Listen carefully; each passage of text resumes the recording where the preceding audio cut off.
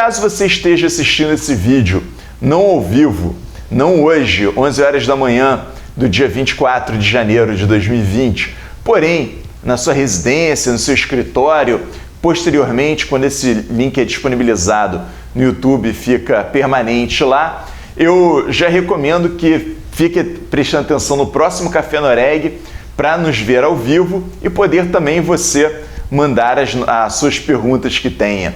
Enfim, então essa entrevista para mim também me gerou bastante expectativa, não só pela importância do provimento 88, não só pelo próprio provimento, mas também, obviamente, pelas próprias figuras dos quais estarei entrevistando agora, que eu posso falar sem medo de errar, que estão entre os maiores especialistas em compliance e em combate à lavagem de dinheiro do Brasil. E dessa forma, tendo essas figuras aqui e o peso que significa o provimento 88 para as atividades notariais e registrais, que significa que as atividades notariais e registrais vão se integrar ao combate à lavagem de dinheiro, então começo com muito prazer essa entrevista. Enfim, então primeiramente gostaria de agradecer ambos pela presença hoje aqui no nosso Café Noreg. Eu sei que nós tivemos um sucesso muito grande no curso que aconteceu agora nessa semana, na terça e quarta-feira. O pessoal falou muito bem. Também vai ter um novo curso no dia 3 e 4 de fevereiro, que será falado um pouco mais para frente a respeito do curso e que tenho certeza também será um grande sucesso. Enfim, mas já começando então o nosso Café Noreg, gostaria de perguntar a ambos, em linhas gerais, para quem não sabe absolutamente nada do que se trata do provimento 88, o que é o provimento 88? O que traz o provimento 88? Bom dia a todos, é um prazer, agradeço o convite, no que puder contribuir, né, com o esclarecimento ainda que básico, né, em virtude da natureza dessa entrevista, né, sobre a questão que envolve o provimento 88. O provimento 88, na verdade, ele nasce de uma ação da ENCLA, que é a Estratégia Nacional de Combate à Corrupção e Lavagem de Dinheiro, que funciona no âmbito do DRCI, no Ministério da Justiça. O DRCI é o órgão executivo da ENCLA. E a ENCLA é uma iniciativa do Ministério da Justiça, que tem muitos anos, desde das primeiras orientações do GAFI internacional sobre a implantação de sistemas, medidas de controle e prevenção à lavagem de dinheiro e posteriormente ao terrorismo também. Então o provimento decorreu da ação 12 da ENCLA, e que foi coordenada pelo Conselho Nacional de Justiça, o CNJ, e ele, em linhas gerais, ele estabelece a regulamentação daquela necessidade de medidas de políticas de procedimento e controle, né, tendentes a prevenir a lavagem de dinheiro através da atividade notarial e registral. E isso decorre basicamente do dever legal que foi imposto aos notários registradores pela Lei 9.616, que é a Lei de Combate à Lavagem de Dinheiro, ou melhor, a Lei de Lavagem de Dinheiro. Então ele regulamenta isso, estabelece medidas, procedimentos, medidas que devem ser adotadas pelos cartórios em geral para dar cumprimento ao que determina a lei. Doutor Bruno, alguma observação? Não, na verdade o desembargador Marcelo Granado explicou muito bem qual é a origem desse provimento. Aproveito para agradecer mais uma vez o convite e a atenção de todos que nos acompanham, mas só para ratificar o que bem colocou o desembargador, na realidade o provimento ele se encontra dentro de um sistema que é mais amplo de prevenção à lavagem de dinheiro e, na verdade, os cartórios, em boa hora, se somam a vários outros entes, a vários outros atores particulares que já auxiliam o Estado nessa difícil missão, né, de identificar esses crimes financeiros, nomeadamente a lavagem de dinheiro, porque são crimes complexos, que, portanto, então, trazem uma elucidação mais difícil, porque sofisticados, e também opacos, porque são difíceis de serem verificados, diferentemente dos crimes que acontecem na rua, digamos assim, que são visíveis. Por isso o Estado precisa lançar mão dessa estratégia, que é o auxílio dos particulares. Os cartórios agora passam a ser um desses. Perfeito. Percebe-se pela própria leitura do provimento 88 que praticamente todos os ramos do direito notarial e registral eles têm que se integrar ao combate da lavagem de dinheiro. No entanto, percebe-se também que ficaram de fora os cartórios de registro civil de pessoas naturais e também os cartórios de distribuição, que são mais uma peculiaridade aqui do estado do Rio de Janeiro. Os cartórios de registro civil de pessoas naturais e de distribuição não terão, pelo menos nesse primeiro momento, que tomar nenhuma medida a respeito do provimento 88, ou terão que fazer alguma coisa. Como é que fica isso? Bom, basicamente eles podemos dizer que eles não estão incluídos, né, pelo menos por enquanto, no provimento, porque a lógica do sistema pressupõe prática de atos onerosos, atos que têm um conteúdo econômico e que através desses atos possa ocorrer uma lavagem de dinheiro ou financiamento ao terrorismo, né? Então, em tese, pelo menos no primeiro momento, é assim que nós vemos essa situação desses registros. Perfeito, perfeito.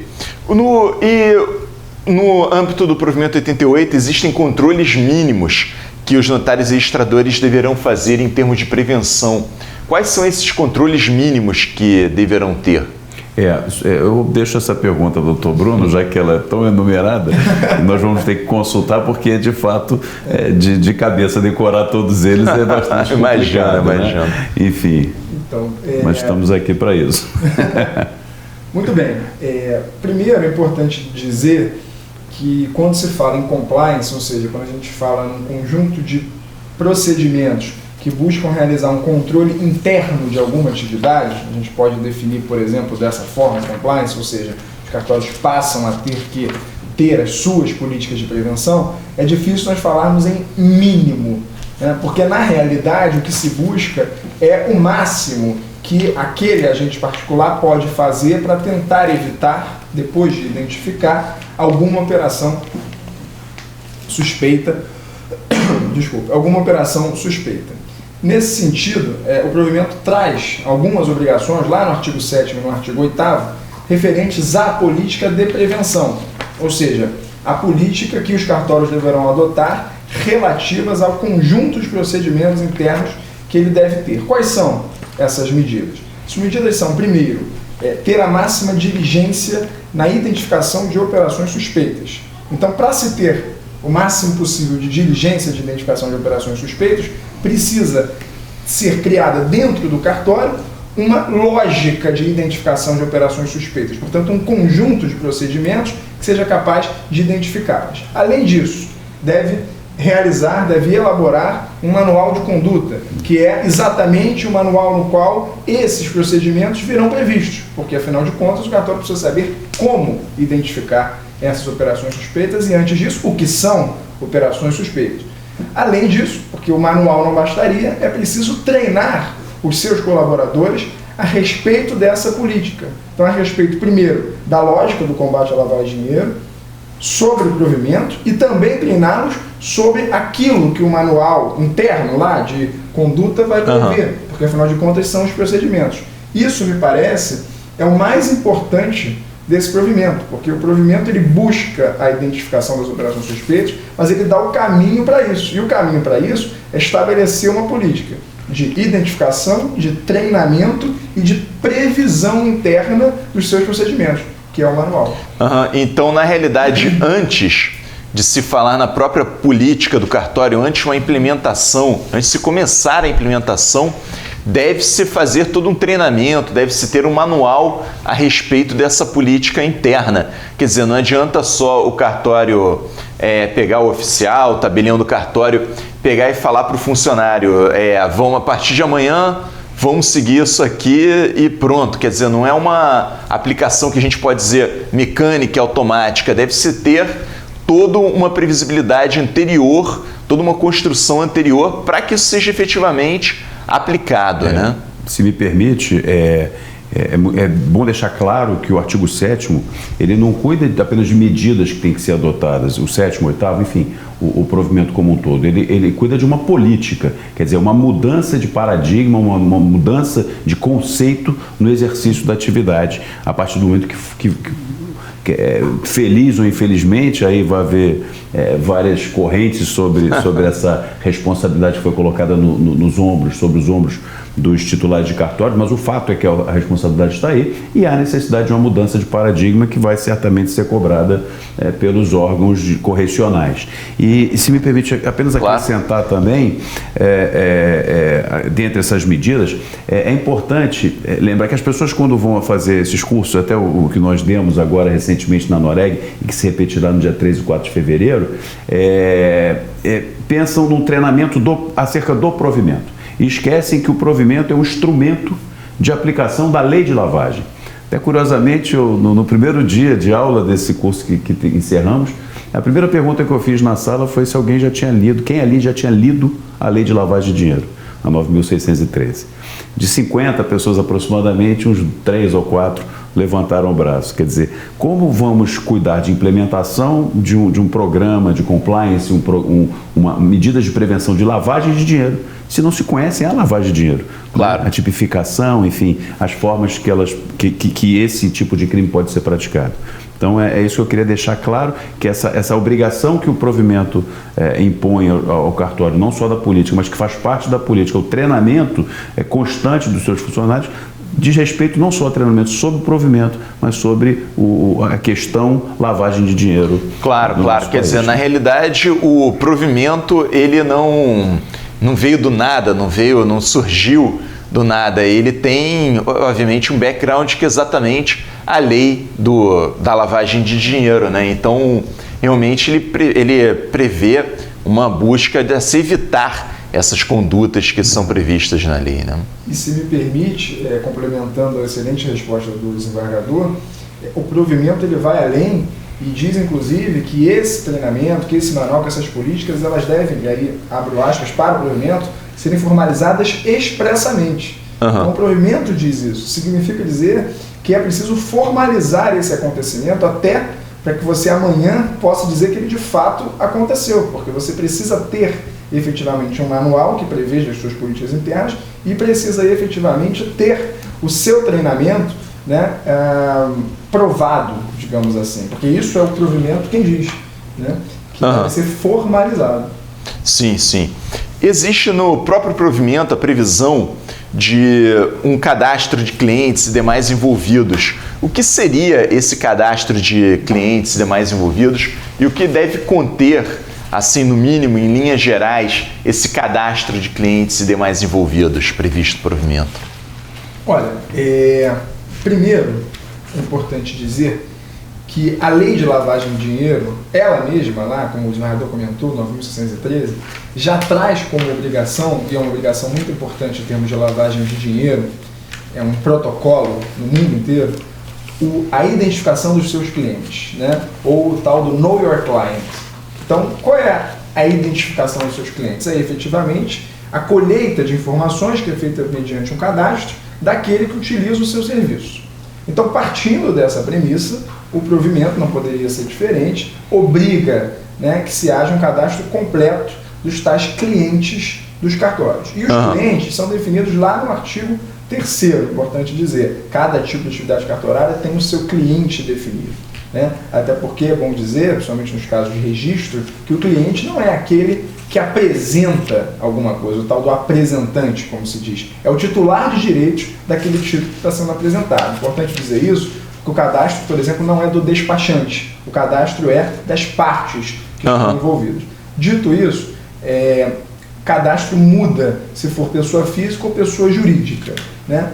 A lista é grande, então passo a ler, né? No cadastro de pessoas físicas, os dados que são obrigatórios são nome completo, CPF e, se possível, se compatível com a operação realizada, a identidade, o passaporte, se for estrangeiro, data de nascimento, nacionalidade, profissão, estado civil, qualificação do cônjuge e independente do regime, endereço residencial, comercial e eletrônico, telefones e o enquadramento na condição de pessoa politicamente exposta.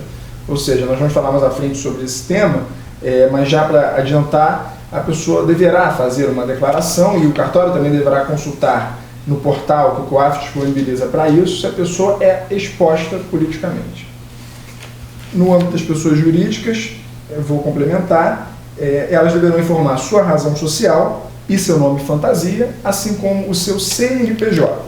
Da mesma forma, se possível, uma vez compatível com a operação que vai ser realizada, deverão informar também o nome completo, CPF, identidade ou dados do passaporte, se for estrangeiro, dos sócios, proprietários e beneficiários finais dessa empresa, ou seja, dessa pessoa jurídica, além dos mesmos documentos dos seus representantes legais, prepostos ou demais envolvidos que compareçam ao ato.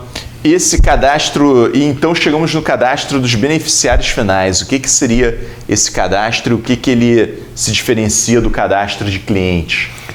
O cadastro de beneficiários finais, na verdade, ele decorre de uma ação da ENCLA, muito antiga, salvo engano, 2014 também.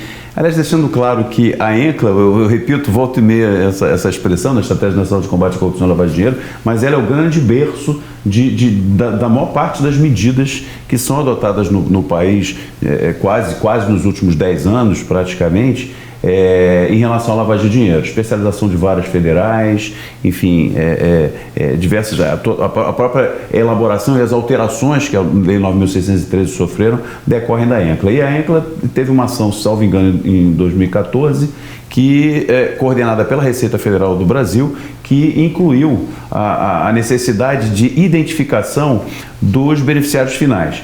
Os beneficiários finais em relação à pessoa jurídica, pode-se resumidamente dizer o seguinte: quem manda? Quem manda de fato na pessoa jurídica? Nem sempre quem manda de fato na pessoa jurídica são aqueles sócios, os sócios gestores ou administradores da pessoa jurídica. Não raro, procuradores, algumas pessoas dentro da empresa estão por trás da figura do formal, do objetivamente gestor que consta nos estatutos sociais. Então, a Receita Federal do Brasil, ela editou a última alteração de 2018, que é a Instrução Normativa número 1863, de 27 de dezembro de 2018, e no artigo 8º, ela cuida basicamente das pessoas que são consideradas beneficiários finais. Esse cadastro, obviamente, ele está vinculado, óbvio, em relação ao CNPJ da pessoa jurídica, e através de convênios que as entidades associativas podem fazer e devem fazer segundo o provimento com Receita Federal do Brasil, por exemplo, e outros órgãos, certamente os notários, registradores terão acesso a esse cadastro dos beneficiários finais ou beneficiários reais de todas as operações praticadas por pessoas jurídicas. Certo. E nesse caso, desse acesso ao cadastro de beneficiários finais, que ainda não existe, pelo menos nessa data da entrevista, não existe ainda acesso para os notários e registradores. Quer dizer, o notário e registrador, quando fizer uma operação, ele conseguirá saber quem é o beneficiário final da operação. Exatamente, com acesso ao cadastro ou pela declaração da própria parte que está praticando o ato. Né? Perfeito. Nesse caso, e existe uma ideia de registro eletrônico das operações. O que seria esse registro eletrônico das operações? Bom, primeiro, o provimento, como bem colocou, fala de cadastro único dos beneficiários finais. Esse cadastro único ele é realizado pelos entes associativos, como o desembargador Marcelo Granado explicou. Já o registro eletrônico de operações, na realidade, ele é a conservação eletrônica dos atos ou registros feitos pelo cartório por parte desse cartório de forma eletrônica. Isso servirá mais à frente para que ele envie, aí sim, para os seus entes representativos, para que amanhã se faça um cadastro único dos clientes. Mas, nesse momento, o registro eletrônico de operação é obrigação de, eletronicamente, se guardar todos aqueles atos lavrados ou registros realizados pelos notários e registradores. Mas ainda não tem um formato específico desse registro eletrônico?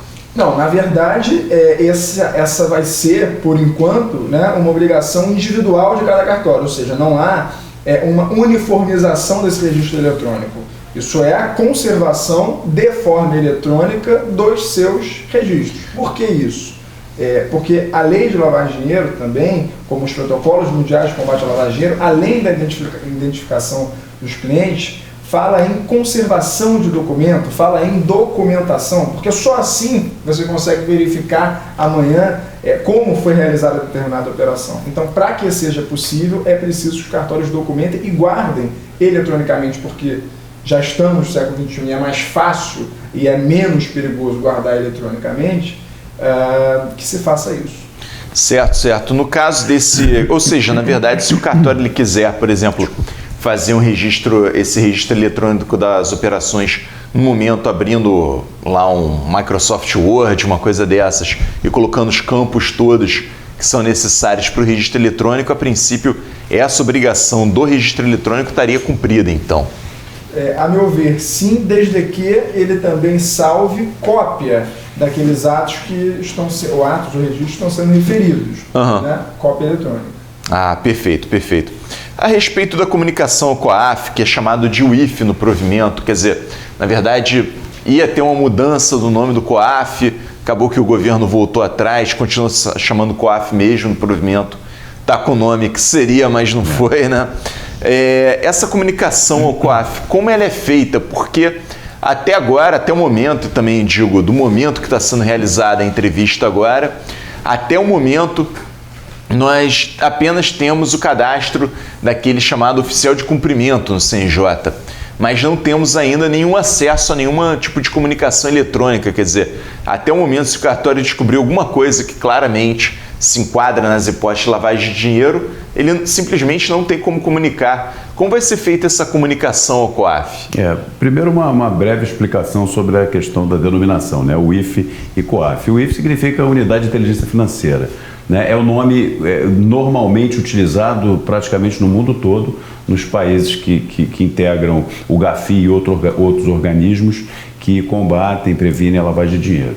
Então, o que ocorreu foi uma medida provisória no início do ano passado, que transferiu o antigo COAF para o âmbito do Banco Central e estabeleceu essa nova denominação, né, chamada apenas de Unidade de Inteligência Financeira, mas acabou que essa medida provisória não foi aprovada pelo Congresso nesses termos e acabou resultando no retorno ao seu local anterior, né? E com a nova denominação, voltando à denominação COAF. Bom, as comunicações elas devem ser feitas através do SIS-COAF, que é um sistema via internet, um sistema online de comunicação, onde o notário registrador fará lá a inserção das atividades, daqueles atos suspeitos de acordo com os critérios do provimento. Né? A nomeação do oficial de cumprimento, feita direto ao CNJ, ela na verdade ela não tem muito a ver com a comunicação via SIS-COAF, porque apenas é uma indicação, uma nomeação daquele corresponsável na atividade de comunicação ao COAF. O acesso ao COAF se dará certamente, como em geral ocorre, com a inclusão. A pessoa tem que acessar o site do SIS-COAF e escolher entre pessoa física e pessoa jurídica e requerer lá o seu cadastro, e a partir dali ela receberá a senha para acesso. Agora, muito certamente, o COAF, os operadores, o pessoal de TI do COAF deve estar tendo um bom trabalho nesse período para adaptar todo o sistema, né, para essa inserção, para esse cadastramento de novos usuários, mas é através da internet no site do SIS-COAF, uma pesquisa de dar um Google, vai achar certamente, e ali através dali solicitar o seu cadastro para posteriormente, a partir da vigência do provimento, poder enviar as comunicações. Ah, perfeito, perfeito. Então, na realidade, eu digo de novo pela data, 24 de janeiro de 2020, nós não temos ainda esse acesso pelo SIS-COAF, que dá para fazer no momento informar esse oficial de cumprimento. E, enfim, em breve, então, esperamos que os cartórios tenham acesso, porque senão realmente vai ser impossível de cumprir as suas obrigações de informar, né? Enquanto nós não temos ainda acesso, sendo que começa agora no início de fevereiro tal obrigação. Existe aí, no artigo 20, aliás, em relação às atividades serem informadas, artigo 20 do provimento, ele fala a respeito de diversas atividades que têm que ser informadas, mas essas atividades elas têm um caráter subjetivo. Que dica que os senhores dão para essa análise subjetiva por parte do cartório, para que os cartórios consigam fazer essa análise que é subjetiva, que tem no artigo 20 do provimento? Até, ao invés de ler as hipóteses do artigo 20, que eu peço para quem esteja nos assistindo que pegue o provimento 88, dê uma olhada no artigo 20, vai ver que tem um caráter bastante subjetivo. Como que, diferente depois, quando fala das atividades próprias de cada especialidade notarial e registral, que tem um caráter mais objetivo. Então, a pergunta seria, qual dica que os senhores dão para que o notário e registrador ele consiga cumprir esse caráter subjetivo do provimento? Qual a análise, esse filigrama, essa percepção que ele deve ter sobre esse caráter subjetivo? Como deve se dar? Na verdade, como você bem colocou, o provimento apresenta dois tipos de situações que são diferentes, né? Você tem uma situação de comunicação obrigatória, ou seja, não demanda do tabelião, registrador ou do seu oficial de cumprimento qualquer análise sobre a conveniência ou não dessa comunicação. Essa é uma comunicação obrigatória, e as hipóteses estão lá definidas por cada tipo de atividade cartorária. E além disso, e não poderia deixar de ser assim, o provimento diz também, olha, essas não são as únicas hipóteses de comunicação. Você também pode comunicar se entender que determinada operação é suspeita. E aí, no artigo 20, o provimento lista quais são, em geral, situações de existência de indícios de lavagem de dinheiro. Isso não significa que aquela atividade seja efetivamente uma atividade voltada para essa prática criminosa, mas, em geral, costumam consistir em indícios. E aí o provimento lista quais são, digamos assim, esses sinais de alerta, por assim dizer. Qual é, a meu ver, a melhor forma de se preparar para isso, criar o máximo de procedimentos internos de caráter objetivo possível. Por quê? Porque quando você cria um manual de procedimentos que busca identificar essas operações suspeitas, você não apenas consegue identificar com mais facilidade aquelas que são de comunicação obrigatória, como também consegue identificar aqueles sinais de alerta que, uma vez peneiradas essas operações que contêm esses sinais, você possa identificá-las e resolver se deve ou não comunicá-las, e uma vez que entenda que há indícios, deverá comunicá-las, só que só conseguirá fazer isso se conseguir realmente filtrá-las. Então, o que você precisa fazer? Construir um filtro, que são os seus procedimentos de controle interno, ao final dos quais, se forem os filtros, você terá aquelas operações que esbarram nesses sinais de alerta. Essa seria a minha sugestão. Eu concordo com todas essas sugestões, Ou seja, na verdade, a ideia seria de objetivar um caráter que hoje é subjetivo. Ou seja, a gente tem um caráter subjetivo no artigo 20, recomendo mais uma vez a leitura por quem está no escritório, em casa, nos assistindo, e vai pegar essas operações e transformar dentro do manual interno do cartório, conforme as peculiaridades do cartório, da especialidade e também, muitas vezes, da própria localidade, que às vezes tem costumes diferentes. Quer dizer, pegar e identificar condutas que você pode ter como objetivas, ou seja, seria objetivar uma situação que hoje é muito subjetiva, Se me permite acréscimo apenas, insisto na necessidade do treinamento e da adoção de uma política permanente de acompanhamento e treinamento. Por quê? Além do provimento determinar que isso seja feito, vou dar apenas um exemplo. Conhecer a estrutura da lavagem de dinheiro fora do provimento.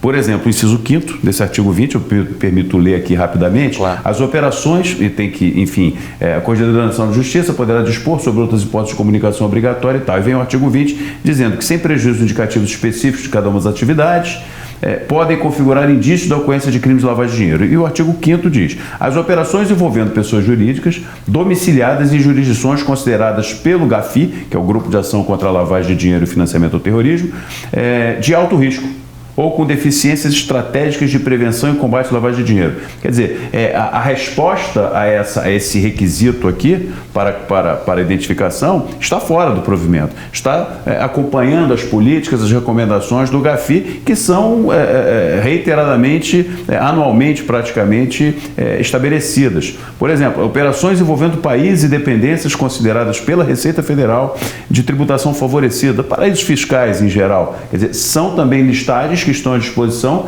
mas que têm que ser compreendidas e têm que ser atualizadas constantemente. E por aí vai, outras situações que dependem de uma atualização constante. Isso é muito importante, olhar para fora do provimento também, como eu disse no início, e não só para dentro da situação. Claro, então o provimento em si, ele não encerra tudo que os notários e registradores eles devem fazer e devem compreender no combate à lavagem de dinheiro.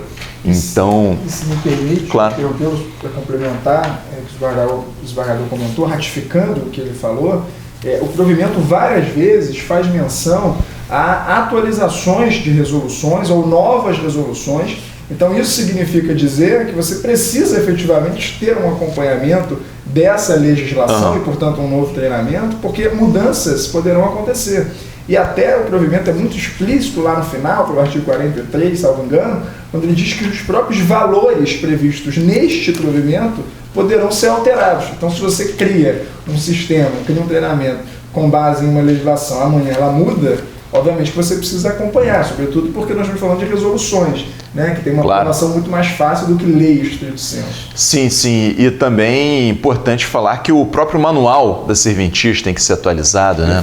Quer dizer, então ele tem que ser atualizado conforme essa legislação ela vai mudando. Legislação, claro, digamos, no sentido amplo, porque muitas vezes, como dito, é meramente uma resolução.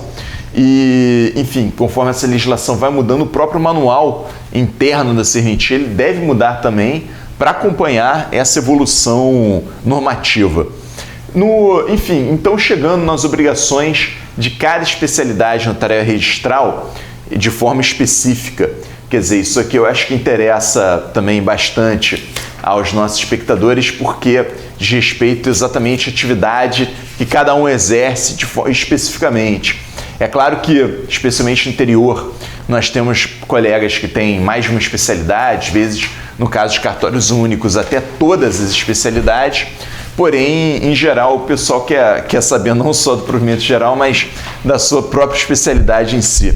Começando rapidamente pelos tabelionatos marítimos, se não me engano só tem um no estado do Rio, se aplica a ele as disposições dos cartórios de notas, perfeito? Perfeito. O mesmo se diga quanto ao registro de contratos marítimos, aos quais se aplicam as disposições constantes no registro de títulos e documentos.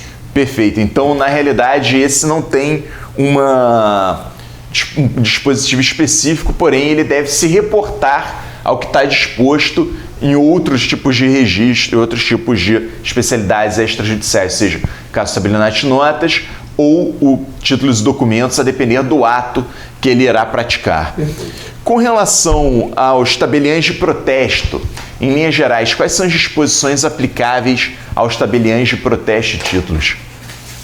Olha, comunicação obrigatória das seguintes operações.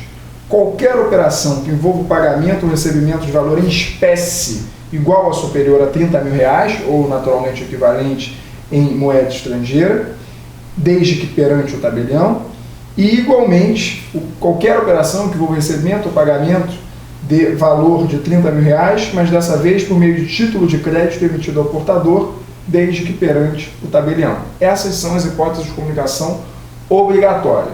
No entanto, também nessa área que se fala de títulos, em protesto, disse lá no provimento que deverão ter atenção específica, tá, os seus responsáveis em relação a operações que lidem com pagamentos ou cancelamentos de títulos protestados de valor igual ou superior a R$1 milhão, se não estiverem relacionados ao mercado financeiro, mercados de capitais ou entes públicos.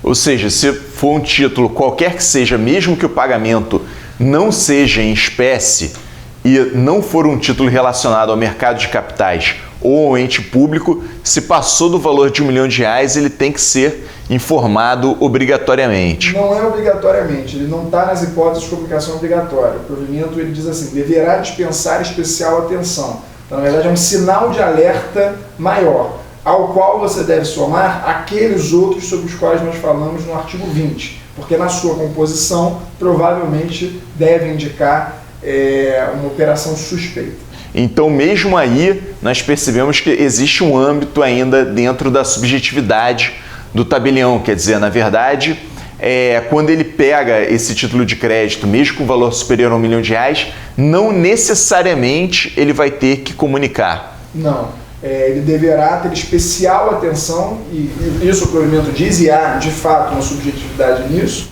né? Agora, é claro que um manual que realmente, a meu ver, tá, seja um manual mais elaborado, com treinamento mais elaborado, provavelmente irá indicar que, se essa hipótese acontecer, deverá ser comunicada.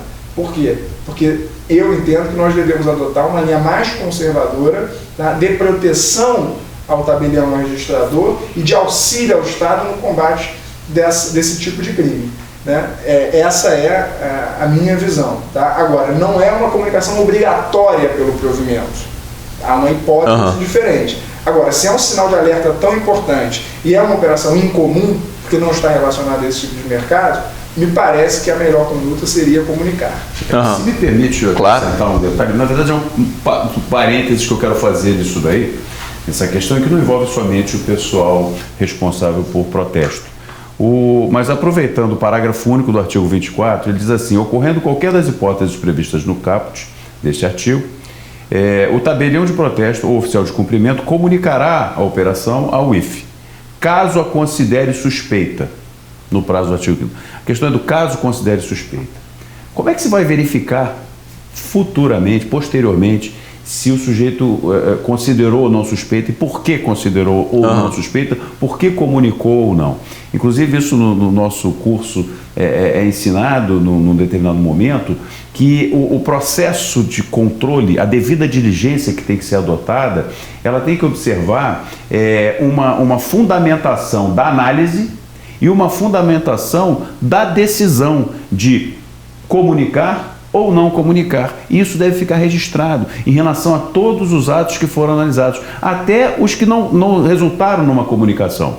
Porque, posteriormente, ocorrendo uma investigação de um crime de lavagem de dinheiro, o cartório sendo chamado a prestar as informações necessárias de por que comunicou, por que não comunicou, por que acompanhou aquele ato dessa ou daquela maneira. Ele terá documentado em seus registros, seus arquivos, as informações e os fundamentos pelos quais ele concluiu a sua análise por comunicar ou não comunicar. Não basta simplesmente, desculpe a informalidade, mas olhar o ato notarial, a escritura, o registro, e colocar de lado: não, esse aqui não me interessa, esse aqui aparentemente eu não estou considerando suspeita, esse ato não é suspeito, então coloco de lado, dou seguimento e não faço mais nada. Não, isso deve ser registrado em cada ato analisado, cada ato que tem um conteúdo econômico e que, em tese, possa tangenciar uma situação de comunicação, porque só assim o titular do cartório e o oficial de cumprimento estará tranquilo, seguro de que jamais poderá ser cogitada a sua possível ou suposta participação naquele crime de lavagem de dinheiro. Esse que é o risco e é necessário para a proteção do próprio titular da serventia. Inclusive, é interessante o senhor ter citado isso, porque isso realmente vai exatamente conforme o princípio de que se deve ter fundamentação, o princípio da fundamentação dos atos administrativos, enfim, assim como tem fundamentação dos atos judiciais, ou seja, na administração pública deve-se fundamentar os atos, não se deve fazer um ato, seja fazer de comunicar ou não comunicar, simplesmente não se fundamentando, deve-se ter fundamentação até para se ter publicidade daquilo que está sendo feito, uma publicidade e um registro. Então, realmente é uma observação bastante relevante. E, finalmente, chegando nos registros de imóveis, que me interessa especialmente, quais seriam as comunicações que demandam maior atenção por parte do registrador de imóveis? Tem alguma comunicação que ela é sempre obrigatória? Enfim, como é que fica nas obrigações do registro de imóveis? Pois bem, também no caso do registro de imóveis, na verdade, isso se verificará em todos os tipos de atividade cartorária. O provimento faz sempre duas sugestões, né? Que não são exatamente sugestões. Ele traz duas previsões. A primeira é a previsão da comunicação obrigatória, e lá estarão todas as atividades que devem ser comunicadas independentemente de análise. Isso vale para o protesto, isso vale para o RGI, e nós veremos que valerá para todos os tipos de atividade cartorária. E em seguida, ele sempre traz um artigo que diz, olha, deverá dispensar especial atenção às seguintes operações. E aí são essas, sobre as quais eu falei agora para o protesto, mas vale para todos, que embora não sejam de comunicação obrigatória, constituem um grande sinal de alerta. Então, isso, feita essa ressalva, passamos então a essas previsões, né? De comunicação obrigatória no caso do registro de imóveis. Bom, primeiro, registro de transmissões sucessivas do mesmo bem em período não superior a 6 meses, se a diferença entre os valores declarados for superior a 50%. Então, há uma transmissão sucessiva de um bem num período menor que 6 meses, e nesse valor há uma diferença maior que 50%, seja para cima, seja para baixo, isso deve ser comunicado obrigatoriamente. Nesse caso, existe uma dúvida minha particular, que eu acho que deve ser de diversos colegas. Quando a gente lê isso, a gente vê muitas vezes que quem fez o provimento, eu acho que não tem uma prática notarial registral, porque o que acontece? Muitas vezes, muito frequentemente, a pessoa comprou um bem, na verdade ela simplesmente, como se dito, passou a escritura há 30 anos atrás. Então ela nunca se preocupou em registrar aquela escritura, aquele imóvel, o nome dela, porque muitas vezes ela já tem a posse do imóvel e para ela aquela situação já está bem. Então, enfim, depois de 30 anos, às vezes até já mudou a moeda, era ainda em cruzeiros reais, cruzados, etc.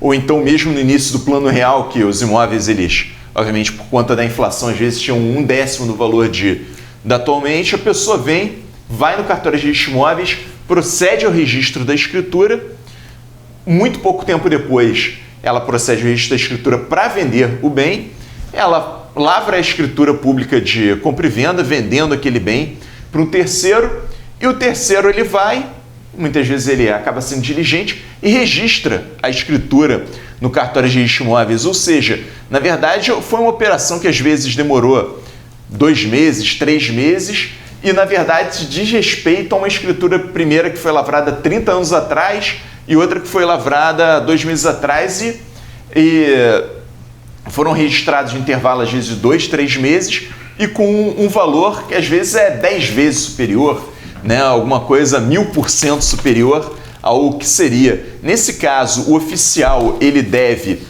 informar ou então o oficial ele deve informar pela data do registro dele ou pela data da escritura? Há duas questões relevantes nessa pergunta que é colocada. A primeira é a seguinte: o fato gerador para o registrador de imóveis da comunicação é o registro. Então, se há um registro, é a partir desse momento, e aí é aqui que se identificam esses detalhes que nós estamos comentando, que deverá ou não ser comunicado. Então esse é o primeiro fato. O fato de haver sido a escritura realizada anteriormente não exime o registrador de, no ato do registro, se houver um registro e 6 meses depois, em até 6 meses, houver um novo registro com essa diferença, de comunicar. Isso não exime. Essa é a primeira questão. Segunda questão, o provimento, ele deixa claro também na sua parte final que os atos perfectibilizados anteriormente, por exemplo, a escritura pública, eles não poderão ser obstados de serem registrados. Ou seja, o registro não poderá não registrar aquela escritura que foi feita antes do provimento estar em vigor. Ele não poderá deixar de registrar, não pode colocar como exigência. No entanto, se ele entender que há informações ali que constituem um caráter de suspeição, ou nesse caso, se houver 2 operações simultâneas, né, em 6 meses, simultâneas quando eu digo em 6 meses, que gerem essa diferença de valor, e aí vai ser sempre na segunda, né? Porque você tem a primeira, claro, e aí a gente está falando na verdade da segunda. Essa última será comunicada, né? É um problema, entre aspas, não, primeiro que ser comunicado por si só não é um problema particular, né? Isso não significa que ele tenha cometido qualquer crime, né? Isso é uma obrigação que o tabelião, o registrador ou outros entes, como os bancos, etc., têm para com o Estado. Mas não significa só a comunicação que houve efetivamente um ato ilícito. Mas o fato de ter se demorado para registrar acabará acarretando, digamos assim, essa situação, como é o caso também, por exemplo, de quem não atualiza o valor da sua declaração de imposto de renda dos bens que tem e amanhã se depara com uma situação de que, em tese, não teria patrimônio para adquirir determinado bem. Na verdade, tem, mas é que ele não atualizou o seu patrimônio. É o mesmo problema, né? Se o registro não é feito 30 anos depois, infelizmente, esse tipo de situação pode acontecer. E se eu puder acrescentar também, em poucas palavras, interpretar o provimento literalmente. Quer dizer, não tentar interpretações, uma hermenêutica mais elaborada.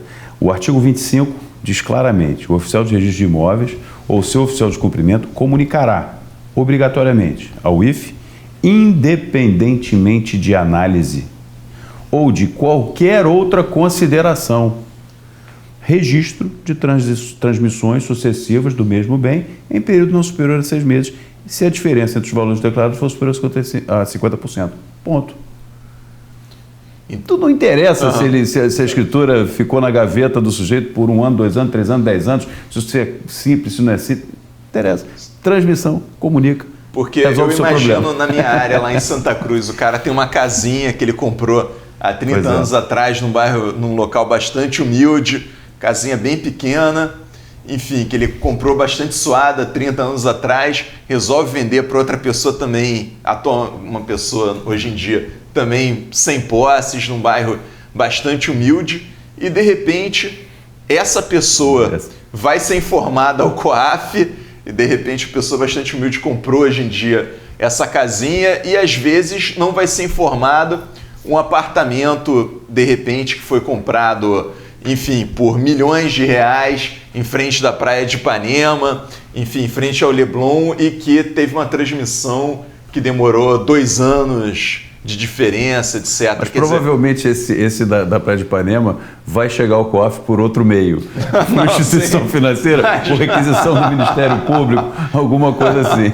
Não, sim, mas de qualquer forma, o meu usuário lá do meu registro de imóveis lá em Santa Cruz já está sendo comunicado, né? Mas fique tranquilo, porque o COAF não é equivalente a uma Serasa, né? Ele não fica com o nome sujo porque foi parar no COAF. Ele entra num registro de 15 mil a 20 mil comunicações que ocorrem e que vai para se não tiver outra referência qualquer, o próprio sistema já exclui, já coloca ele no... eu imagino que, eu acho também que assim, o COAF, quando colocou os cartórios dentro, não imagina que o número de cartórios que tem, o número de operações que são feitas.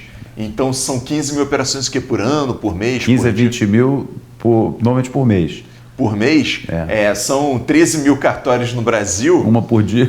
Então, de repente, uma por dia, esse cadastro vai bater o recorde, né? Eu acho que isso vai bater o recorde e vai aumentar essas comunicações em muitas vezes, eu acredito. Enfim, os registradores civis de pessoas jurídicas, quais seriam as obrigações deles? Antes só de passar para isso, é importante dizer que há outras hipóteses de comunicação obrigatória. Sim, dos registradores de imóveis. No caso dos registradores de imóveis, só para constar, que eu acho que deve ser de interesse público, né? Também deverão ser comunicadas obrigatoriamente as operações que envolvam registro de título, no qual constam diferenças entre o valor da avaliação fiscal do bem e o valor declarado, ou entre o valor patrimonial e o valor declarado, superior a 100%. Mais ou menos a mesma lógica, só que com mudanças entre os parâmetros de comparação e da porcentagem de diferença. E, por fim, o registro de título ou documento em que conste declaração das partes de que foi realizado pagamento em espécie ou título de crédito ao portador de valores iguais ou superiores a 30 mil reais. Então, aí é importante fazer uma ressalva, porque acho que é de ordem prática para os registradores de imóveis e tem relação com os notários que fazem as escrituras, que aquela prática, né, de valor já recebido, né, ou de valor recebido anteriormente, em moeda corrente, etc., isso gerará um problema. É importante dizer que nessa lógica, como o desembargador bem comentou, mudou-se o paradigma. E quando se muda o paradigma, é preciso que se mudem as atitudes, porque senão haverá uma incompatibilidade entre o novo paradigma se você mantém as atitudes antigas. Claro. Não estou dizendo isso porque se forem mantidas as formas como às vezes são realizadas essas escrituras e depois os registros, com valor pago anteriormente, sem definição de se foi por TED e o número da TED, se foi por cheque ou se foi em espécie, isso gerará um problema, tanto para o tabelião quanto para o registrador de imóveis, porque poderá entrar numa hipótese de comunicação obrigatória. Então, o importante, assim, numa parte prática, na qualificação registral do oficial de registro de imóveis, na realidade, se for uma escritura lavrada antes de fevereiro de 2020 e ainda tem uma expressão paga anteriormente, não vai ser obstado o registro.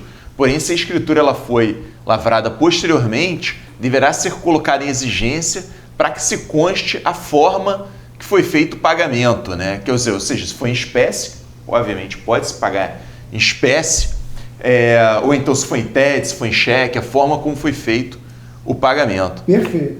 Eu queria acrescentar que, esclarecer, que é pagamento em espécie e a TED não é espécie. Perfeito. Porque a lógica do sistema é que o primeiro controle desse pagamento, em possível lavagem, está sendo feito pelo cartório.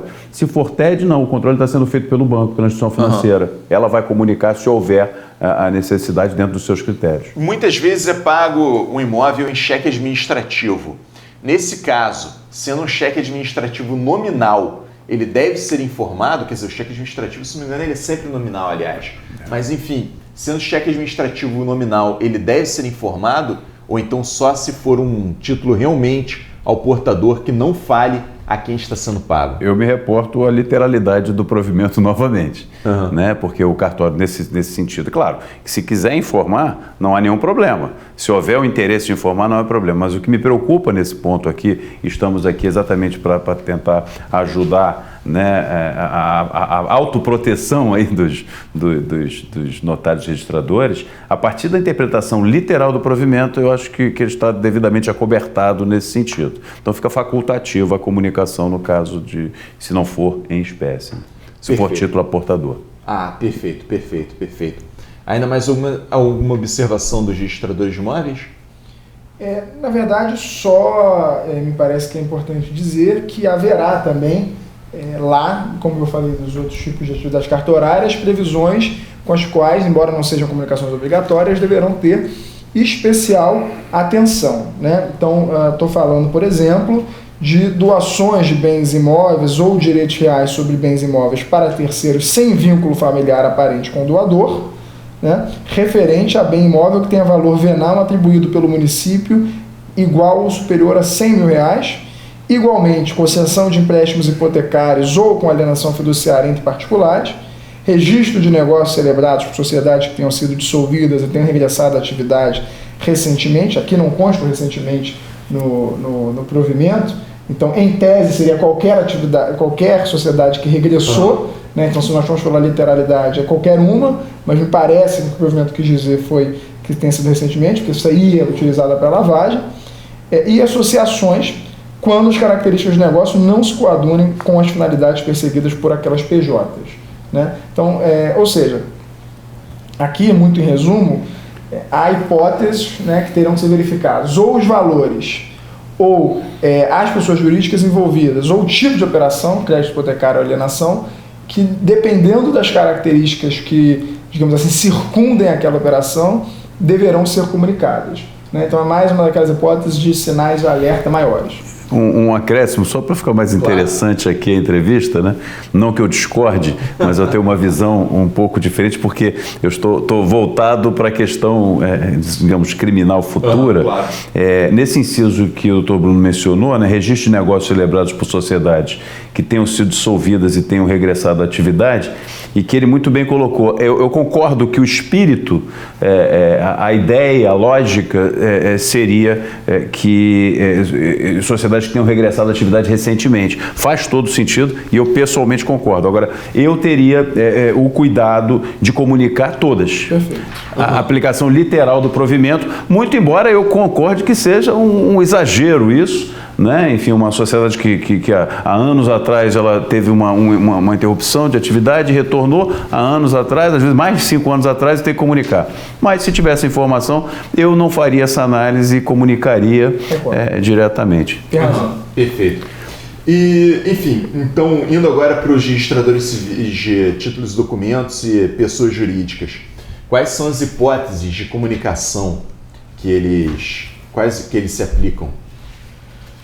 Pois bem, registradores civis de pessoas jurídicas, na verdade, mais uma vez se repete aquela lógica de comunicação obrigatória e sinais grandes de alerta. Então, quais são as operações que devem ser comunicadas obrigatoriamente? Aquelas que envolvam pagamento ou recebimento de valor igual ou superior a R$50 mil ou equivalente em outra moeda, inclusive quando se relacionar à compra ou venda de bens móveis e imóveis.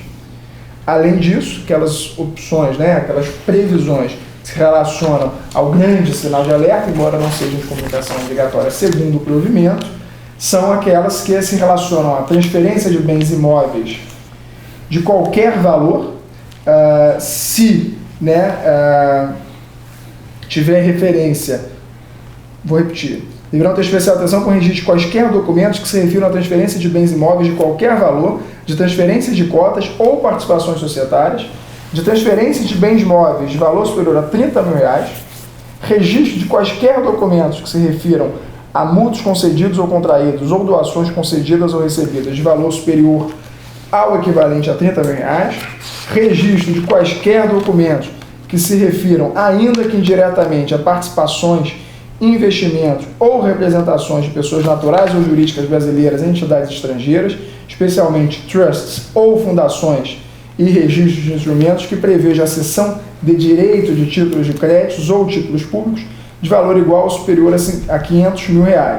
Muito aqui, grosso modo, o que se percebe em todas essas hipóteses, o que se quer buscar, é aquelas operações que, digamos assim, interponham, Você tem um terceiro interposto que, na realidade, quer simular o real, digamos assim, beneficiário daquela história, Então, você percebe que tem relação com procuração, tem relação com registro de documento, com transferência de cotas, com empréstimo, tudo relacionado a colocar mais alguém, que possa servir como escudo. Perfeito. No caso... E, finalmente, chegando nas obrigações dos tabeliães de notas. Ou seja, quando a gente vê as obrigações de tabeliães de notas, nós percebemos que elas são bem mais extensivas do que as demais classes. Por que ela é bem mais extensiva do que as demais classes?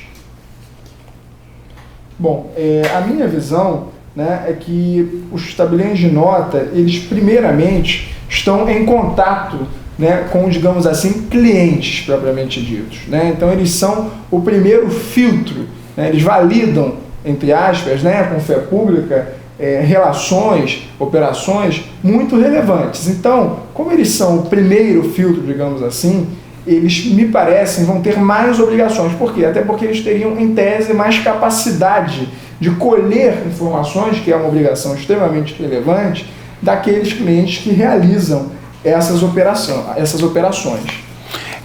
E também me parece que é ali o lugar mais propício para a elaboração, para a estruturação de operações, de atos que levem à lavagem, Porque o registro, enfim, ele apenas registra, quer dizer, o fato já ocorreu, pronto, exatamente. E de repente uma escritura, um ato, uma manifestação de vontade, um negócio jurídico entre pessoas, pode ser exatamente a estruturação de uma simulação tendente à lavagem, enfim, ocultar bens, enfim. Certo. Agora nós chegamos então ao final da parte da entrevista propriamente dito e vamos aqui às perguntas do público. Nós temos, conforme informações aqui que me foram passadas, 120 pessoas ao vivo nos assistindo nesse momento. Eu acho que são várias perguntas, vou verificar aqui, acho que vai ser meio impossível a gente responder todas. Então, eu pediria assim, para que elas fossem respondidas de forma mais objetiva e mais breve possível, para a gente conseguir responder o máximo de perguntas possíveis. Aqui nós temos... Tem aqui bom, apelido Mountain Bike RJ, Amigos da Fé, enfim, não dá para saber de qual cartório que é. Esse é caso de comunicação. É realmente, porque eu não se tem o Desculpa nome a brincadeira, da pessoa. Que bom que a internet não está sendo caso de comunicação no COAF ainda. Mas, enfim, a pergunta é, seríamos, então, instituídos como agentes de auxílio de órgãos de prevenção? Já somos controlados para o mesmo fim, conforme previsto, artigo 9, 13, 14 da Lei 9.613, de 88. O provimento, então, não criará novos requisitos para a formalização de atos jurídicos? Essa aqui é a pergunta. Me parece que não, que o provimento não cria nenhum requisito. Ele apenas determina aqueles atos suspeitos, objetivamente ou subjetivamente suspeitos, que devem ser comunicados. Só que, concordo, mas o ato, ele inclusive, ele repete várias vezes que ele não cria nenhum requisito. No entanto, me parece, uma primeira análise, no caso das escrituras públicas, elas que forem lavradas a partir de fevereiro, elas deverão trazer a forma de pagamento. Então, na realidade, existe, mesmo que indiretamente, mesmo sem a intenção de criar um novo requisito, seja para a feitura dos atos, seja para a qualificação registral, existe sim uma criação por vias indiretas de requisitos. De certo modo, sim, concordo. Mas deixa eu fazer uma pergunta. Hoje as escrituras já trazem a forma de pagamento, certo? Trazem que foi pago. Essa forma de pagamento, muitas vezes, fala que foi... Ainda tem muitas escrituras de muitos colegas que têm o costume de falar que já foi pago anteriormente, que se dá a quitação. Então, esse pago em moeda corrente, eu entendo que seja espécie. Então, bem ou mal, ele traz que é em moeda corrente, aí é caso de comunicação a depender do valor. O meio e a forma não são necessários, né? Sim, mas pago anterior, o que é necessário é que tenha um pagamento, ou seja, que dite-se o pagamento. E agora vai ter que se falar qual tipo de pagamento, né? Como foi feito o meio esse e a pagamento. Forma, né? Exatamente, o meio e a forma do pagamento. Isso porque me parece que, na verdade, é uma sofisticação, né, para se detalhar melhor a forma de pagamento. É aquilo que a gente vem colocando, uma mudança de paradigma, né? Me parece que quanto mais detalhes o ato trouxer, melhor para a perfectibilização daquele ato. A não ser para aqueles que realmente querem usar aquele ato para alguma vantagem devida, ou para escamotear algum recurso. Né? Sim. Daniel Barros. O provimento fala em alguns itens que terão instruções complementares a serem estabelecidas em momento posterior. Serão de fato criados ou não? Que é exatamente aquele caso que a gente estava comentando que além do próprio provimento, o notário registrador ele não pode olhar só para o provimento. Ele tem que olhar também para fora do provimento, para a Lei 9.613, para as instruções normativas que saem. Enfim, ele quer saber se vão ser criadas ou não essas instruções normativas. Se eu tivesse essa bola de cristal, né, eu presumo que sim, né? Presumo que sim. Eu acredito que o Brasil, assim, uma experiência própria, eu acho que o Brasil é um país onde se legisla absolutamente a respeito de tudo, né? Não só o Brasil, quer dizer, o Código Civil alemão, por exemplo, ele tem uma legislação a respeito de colmeias, né? Ele fala a propriedade de colmeias e se as abelhas vão de uma colmeia para a colmeia de outro proprietário, enfim. Então, eu acho que no direito civil a gente gosta de legislar a respeito de absolutamente tudo. Mas, então, eu chutando vou falar que vai sair essa legislação e vai sair muitas outras.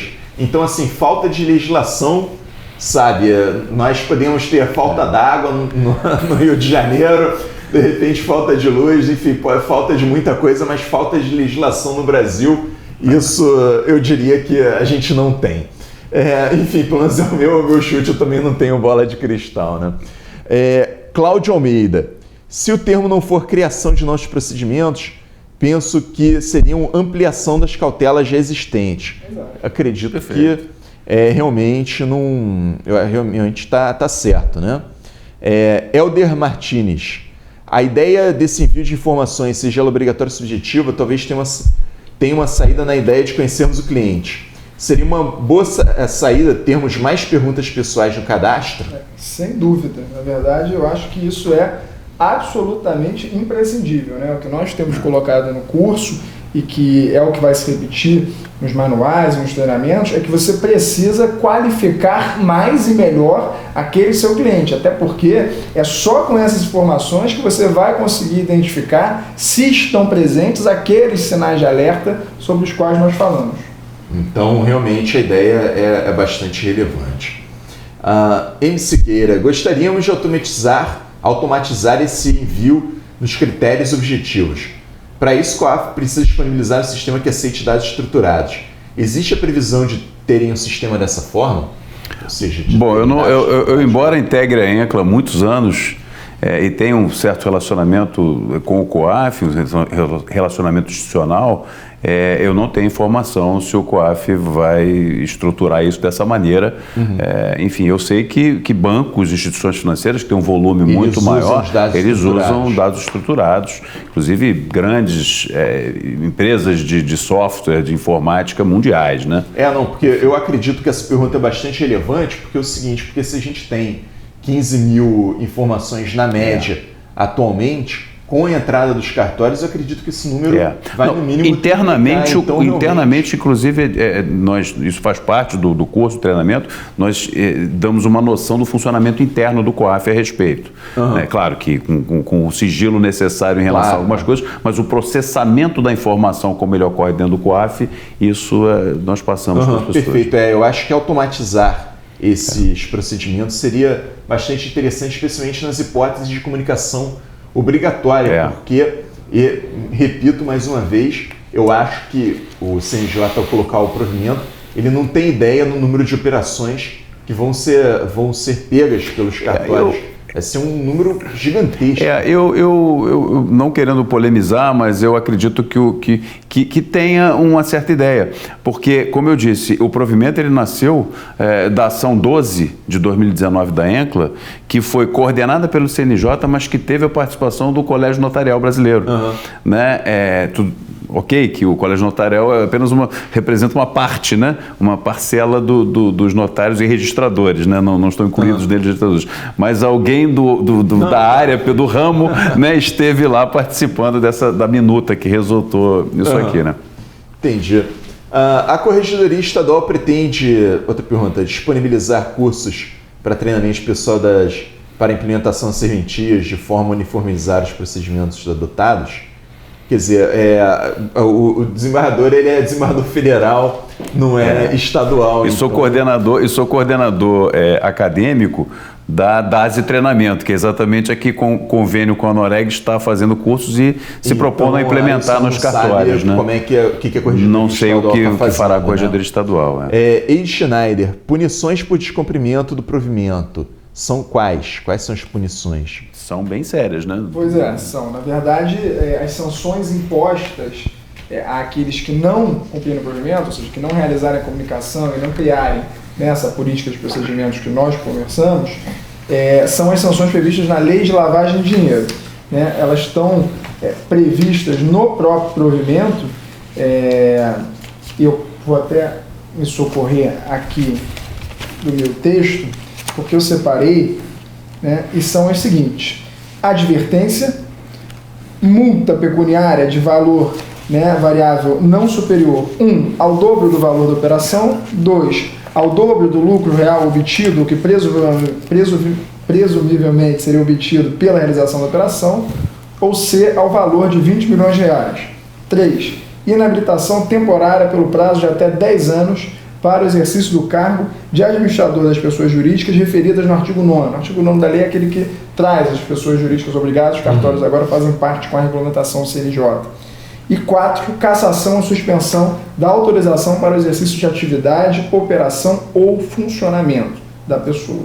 Então, e eu queria acrescentar também, além das sanções administrativas, e eu trago a minha experiência de 20 e poucos anos de jurisdição criminal, especificamente participando eu fui titular de vara de lavagem de dinheiro e hoje no tribunal presido a segunda turma do TRF e que temos, evidentemente, casos diários de envolvendo lavagem de dinheiro, e sem querer ser alarmista, mas apenas uma sugestão que é absolutamente necessário a estruturação de mecanismos de controle interno nos cartórios para que os oficiais não se vejam envolvidos amanhã ou depois com denúncias do Ministério Público. Situações que seriam extremamente injustas, mas que no dia a dia nós vemos que eventualmente acontecem, né? Sabemos que indúbio pro societatis no momento da denúncia. E o que ocorre, não raro, eu já tive casos concretos envolvendo um cartório que eu não vou citar no Espírito Santo, em que, evidentemente antes do provimento, né, porque já passou,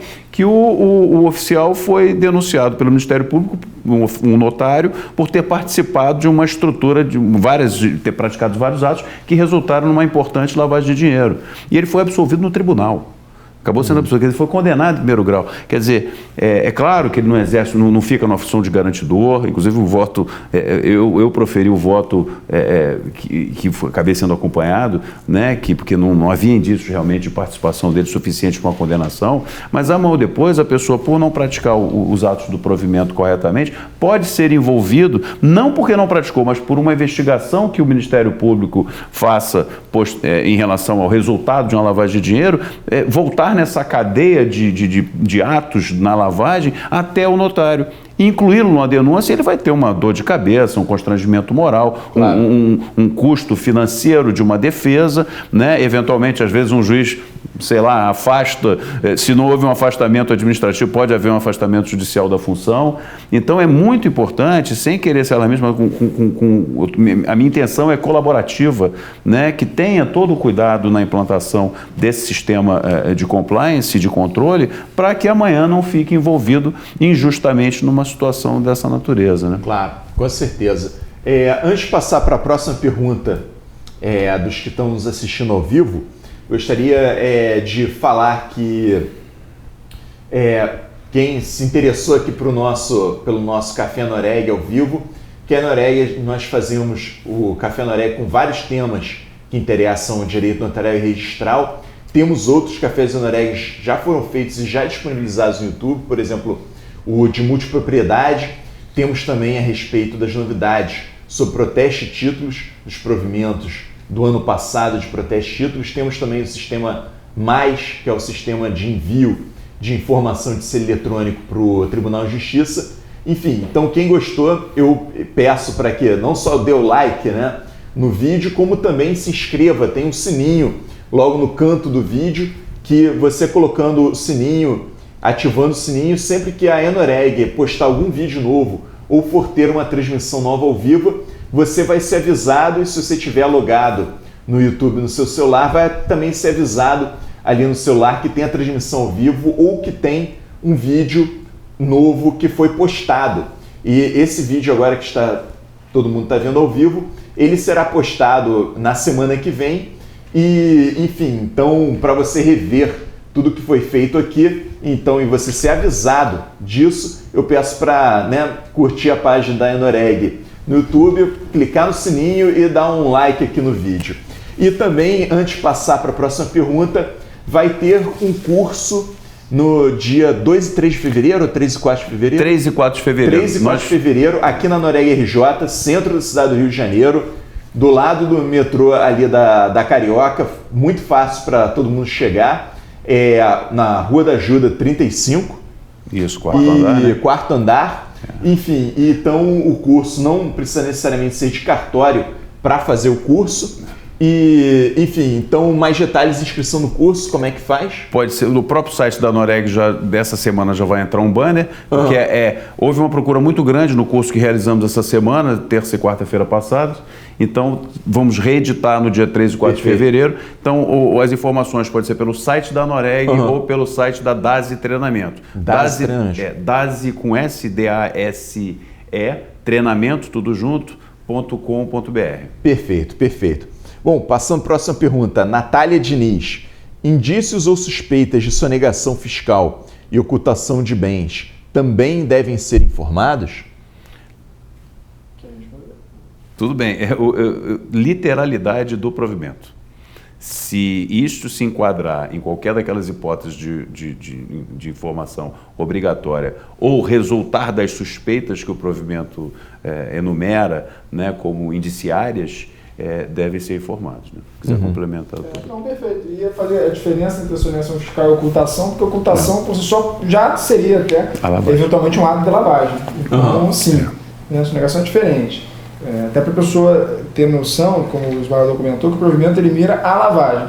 E nós trabalhamos no curso exatamente a definição de lavagem, explicamos como é que é, e ocultação e a sonegação pode ser um antecedente da lavagem, né? Enfim, como todos os...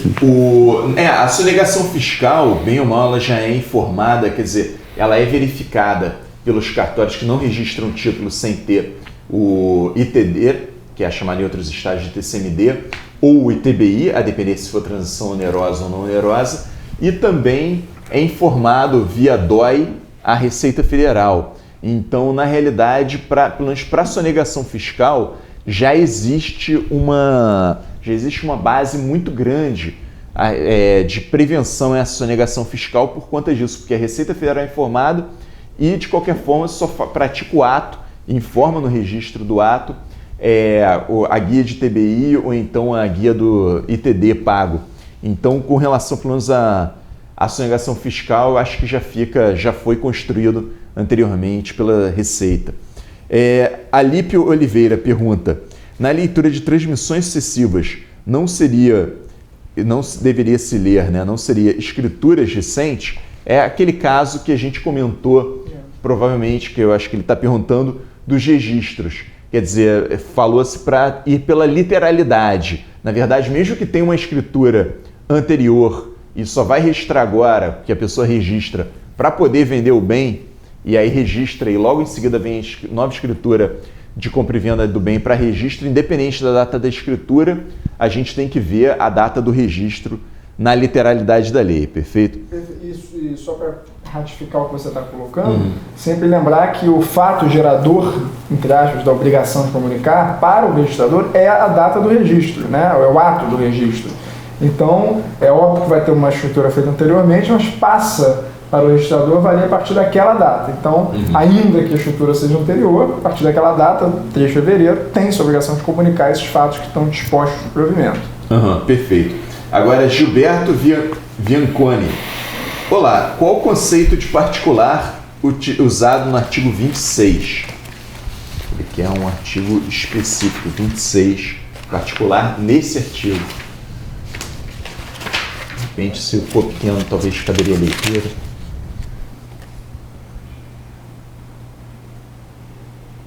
Deve ser nesse inciso 2 aqui. Porque o inciso 2 é assim, artigo 26. Podem configurar indícios da ocorrência de crime de lavagem de dinheiro ou de financiamento do terrorismo ou com eles relacionar-se além das hipóteses do artigo 20. A gente diz lá no inciso 2. Concessão de empréstimos hipotecários ou com alienação fiduciária entre particulares. Bom, a minha leitura é uma leitura por exclusão, né? Todos aqueles que não são instituições públicas, né? Você pode fazer empréstimos hipotecários ou alienações fiduciárias com instituições públicas, por exemplo, bancos públicos.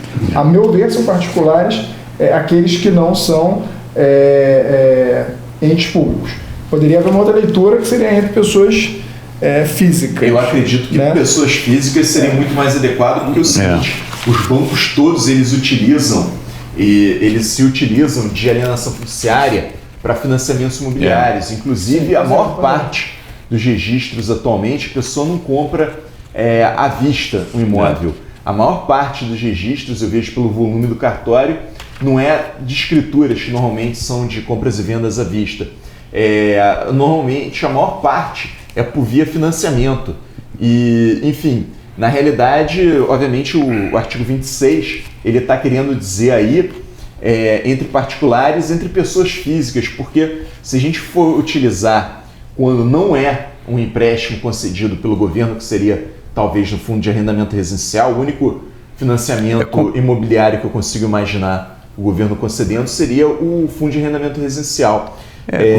Os dois polos, né? O vendedor e o comprador particulares. Sim, não é comprando de construtora ou de pessoas jurídicas assim, né? Direto. Seria, exatamente. Então eu vejo que enfim, se for um banco, Itaú, Bradesco, ou então mesmo Banco Público, Banco do Brasil, Caixa Econômica, é a operação que eles fazem todos os dias. Eles fazem esse tipo de operação, inclusive está no estatuto social desses bancos de fazer empréstimos, né? Então, eu acredito, pelo menos na minha interpretação, esses particulares aqui seriam de pessoas físicas. O banco está intervindo, né, concedendo financiamento através de uma alienação fiduciária, mas os polos da operação são particulares. Sim, mas isso... Não pessoas jurídicas. Sim, mas isso é o que ocorre também normalmente. A pessoa compra de outra pessoa via financiamento bancário e tem um banco triangulando. Eu acredito que aqui seja realmente quem esteja prestando o financiamento seja um particular, porque o particular, pela Lei 9.514 da aliança fiduciária, ele pode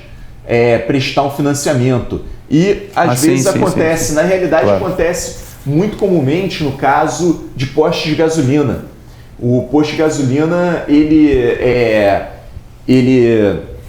pega um empréstimo para sua atividade junto, por exemplo, de uma empresa da empresa financiadora, que é a empresa que tem a bandeira. Então, aí nesse caso, teria que se perguntar, será que essa empresa, por não ser uma entidade financeira, normalmente Petrobras, enfim, Shell, etc., ela seria particular nesse caso? Porque o contrato de particular é público, né?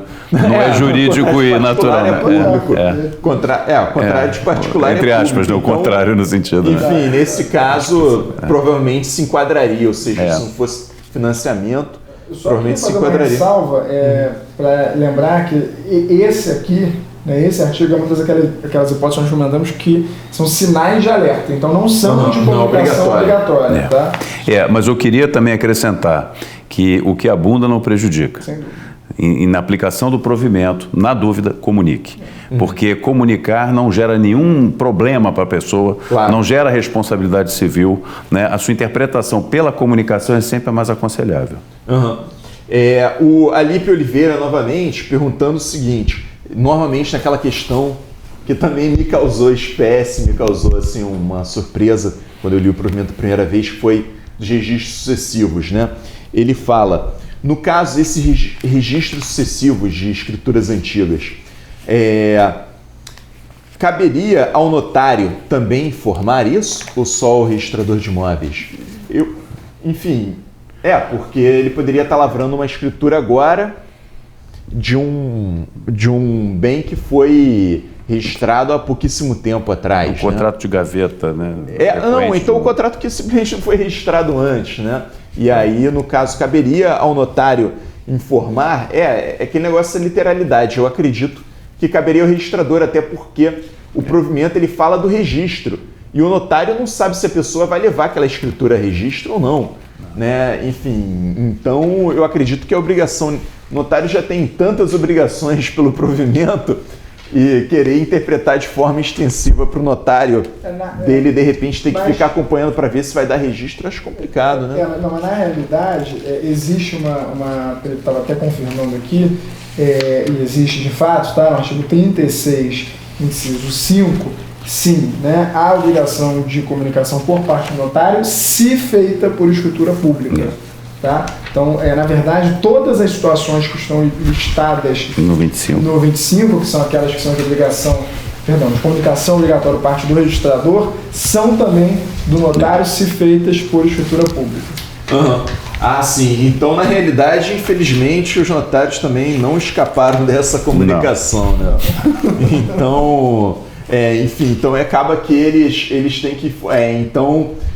eu já estava... Até me retrato aqui do que eu disse anteriormente, tá certo, Alípio? Me retrato, realmente o notário ele vai ter que comunicar também essa situação, ou seja, o notário ele tem que ficar atento não só às situações dele, mas também às situações referentes às outras especialidades, no caso, especialidades registrais, que por um acaso ele instrumente por escritura pública, mesmo no caso que não seja obrigatório a instrumentalização por escritura pública. Então, realmente eu acho que é uma pergunta bastante interessante, porque também mexe com a atribuição dos notários. Jorge Barros pergunta, no inciso 3 do artigo 26 é citado, sociedades que tenham sido dissolvidas e tenham regressado à atividade. Como identificar a situação? Como identificar se ela foi dissolvida? Aqui... teria que se recorrer a duas possibilidades, né? primeira possibilidade seria solicitar uma declaração com cópia dos seus contratos sociais ou atos constitutivos, né, para essas pessoas jurídicas. A outra possibilidade seria um convênio entre os entes associativos com os registros de pessoas jurídicas, né, com o próprio Juscerja, que possa propiciar um cadastro no qual se consulte a abertura e o fechamento da sociedade. Não sei se o desembargador vê outra hipótese. Exatamente, exatamente. Eu vejo também pela leitura do próprio contrato social, que nem sempre vai ter isso, mas às vezes pela leitura do contrato social, especialmente quando é o primeiro contrato social que ainda não teve nenhuma modificação, você vê que a empresa, por exemplo, ela está entrando em atividade agora. Se não teve nenhuma modificação no contrato social, ele obviamente nunca parou. Então já é o primeiro sinal que está tudo bem. Sim. E o segundo sinal seria se no próprio contrato social ele fala que a empresa está regressando à atividade agora. É claro que essas duas hipóteses que eu estou citando não vão pegar todo o universo. Porém, já é um início de controle. Né? E daí a importância das entidades representativas, né? Nos termos do artigo 12, promoverem os convênios com Receita Federal, Junta Comercial, com o Departamento de Registro Empresarial e Integração, CVM, ou quaisquer órgãos, organismos internacionais e tal, que mantenham esse tipo de registro, né? Sim. Da efetividade ao artigo 12. Isso é muito importante. Sim. Gilberto Vianconi de novo. Qual conceito particular usado no artigo 26, inciso 2 seria o posto público? A ideia seria entre pessoas físicas. Eu disse aqui que a minha interpretação seria pessoas físicas, porque senão a gente teria que comunicar absolutamente todas as operações que ocorrem em contratos no SFH e no SFI, que são hoje em dia 80% das operações que tem no cartório. Então, assim, por mais que a gente queira fazer uma interpretação conforme a literalidade, a lei ela sempre pode ser interpretada, né, conforme... E as instituições financeiras também já farão a comunicação. Elas já farão a comunicação. Isso também é bastante relevante, porque já vai ter essa comunicação das instituições financeiras, né? Vamos ver aqui. Isso aqui já foi. Eric Cremona. Quando não houver a comunicação para fazer necessariamente comunicar o que não houve, eu acho que ele está falando naquele caso de que se não houve comunicação nenhuma no período, por exemplo, não teve nenhuma comunicação, eu acho que é isso, eu não entendi direito a pergunta, se o Eric quiser mandar a pergunta de novo, enfim, mas se a gente não tiver respondido, eu acho que aquele caso que foi regulamentado aqui no estado do Rio de Janeiro, de ausência de qualquer operação dessas, que pode ocorrer em cartórios muito pequenos, etc., que deve ser informado, se não me engano, nos meses de janeiro e julho, ou fevereiro e julho. Janeiro e julho, né? Isso. Deve ser informado, ou seja, na mesma época... A corregedoria. Então não é uma obrigação que foi posta pelo provimento, foi posta pelo provimento, só que não vai ser comunicado ao CNJ, apesar do... E nem ao COAF. Nem ao COAF, vai ser feito a corregedoria local. E aí a minha dica, assim, a respeito disso de parte prática é o seguinte: a gente já tem que informar ao CNJ o faturamento, as serventias, a justiça aberta até o dia 15 de janeiro e de julho. Então, aproveitar aí para o colega também colocar junto dessa obrigação a obrigação também que, se não tiver nada, de informar... 5 dias antes, porque é até o dia 10. Ah, sim. Então aproveita e informa... Na semana anterior, né? Informa... Ou já informa as duas no dia 10, os dois né? juntos. Pois até o dia 10 pode formar junto, exatamente, não tem problema nenhum, né? Vamos ver aqui a próxima pergunta. Michele Araújo. Boa tarde. Treinamento da DASE presencial fizeram essa pergunta, mas ainda não ficou muito claro. Além da declaração do cliente formulário, é viável no corpo da escritura constar algo sobre? Sim, não vejo problema nenhum, não vejo impedimento nenhum de constar dentro do ato. A facilidade que foi pensada para fazer um formulário fora da escritura era não ter que obrigar todos os escreventes a fazerem da mesma forma e, ao mesmo tempo, permitir que você tenha acesso rapidamente a um outro tipo de formulário, não necessariamente ao ato inteiro, que responda a todos aqueles sinais de alerta que nós queremos, mas não há impedimento nenhum, pelo contrário, de constar no próprio ato. Até ajuda muito, né, o registrador depois. Aqui, Fernando Liberato. A comunicação em apenas um dia não seria um prazo muito exíguo para a devida análise? Não iria reduzir a efetividade das comunicações? Eu falo assim que realmente eu acho um prazo extremamente exíguo, mas pelo menos por isso, o que eu estou pensando em implementar no meu cartório, no caso de registros imóveis, é o seguinte, é que antes mesmo do exame do próprio título, seja feito um exame do título com relação a se ele se enquadra em uma hipótese do COAF ou não. E aí deixar anotado no sistema que aquele título, por exemplo, se for de comunicação do COAF, que ele deverá ser comunicado. Por que isso? Porque quando for feito o ato de registro, a gente só tem um dia para comunicar. E essa comunicação é só depois do registro, não é quando entra o título no cartório, não é da primeira qualificação. Então o que acontece? Quando for feito o registro, já vai ter no sistema, lá no meu cartório aqui do 4º RGI da capital, a minha ideia é que já tenha no sistema que ele deve ser comunicado ao COAF. Então, quando for feito o registro, já vai ser informado diretamente a pessoa de oficial de cumprimento para fazer a informação ao COAF. Então, assim, eu acho que você não pode esperar para fazer essa análise de comunicação só quando você for fazer o registro. Porque senão você só tem um dia para você fazer a comunicação. Na verdade, você tem que fazer essa análise antes da própria qualificação registral ou concomitante com ela.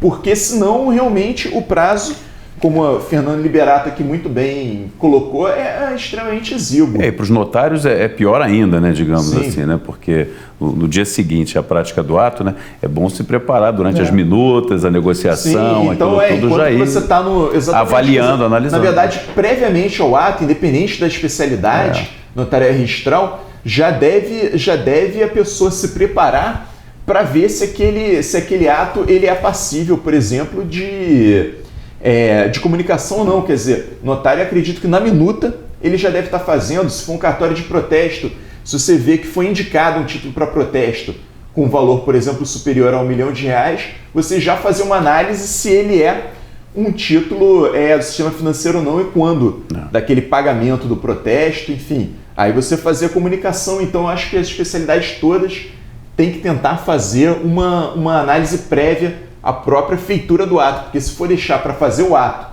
e depois verificar, simplesmente você vai acabar perdendo o prazo. É assim a impressão que eu tenho, né?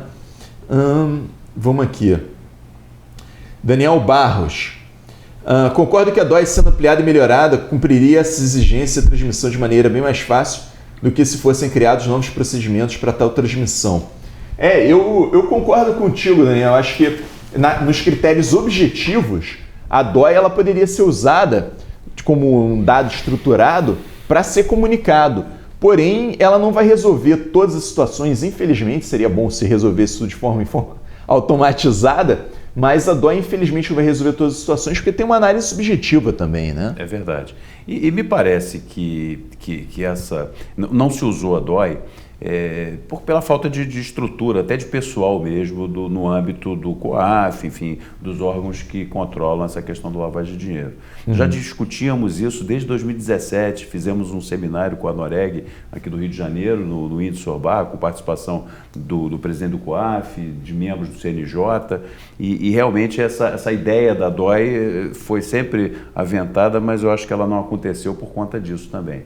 Falta de estrutura para análise pelos órgãos públicos, né? E daí jogaram nos ombros do... Sim, da gente de ficar vendo essa análise, provavelmente de criar um sistema que seria interessante, enfim, as entidades se juntarem para criar um sistema. Aqui, Carlos Alberto Firmo, que foi o nosso atual vice-presidente da Noreg, foi presidente da Noreg RJ na última administração. No inventário, as escrituras geralmente são sucessivas e os valores declarados são os do IR, estão desatualizados. Isso aqui é aquela questão das escrituras sucessivas e os valores desatualizados, né? Quer dizer, só quando a pessoa, exatamente aquele velho caso, quando a pessoa morre, da mesma forma quando a pessoa quer vender, que se registra nas escrituras para poder colocar no inventário e para poder fazer a partilha. E aí acaba que a pessoa vai ser comunicada ao COAF. Porque é um critério objetivo, né? Não dá para interpretar como se subjetivo fosse. Né?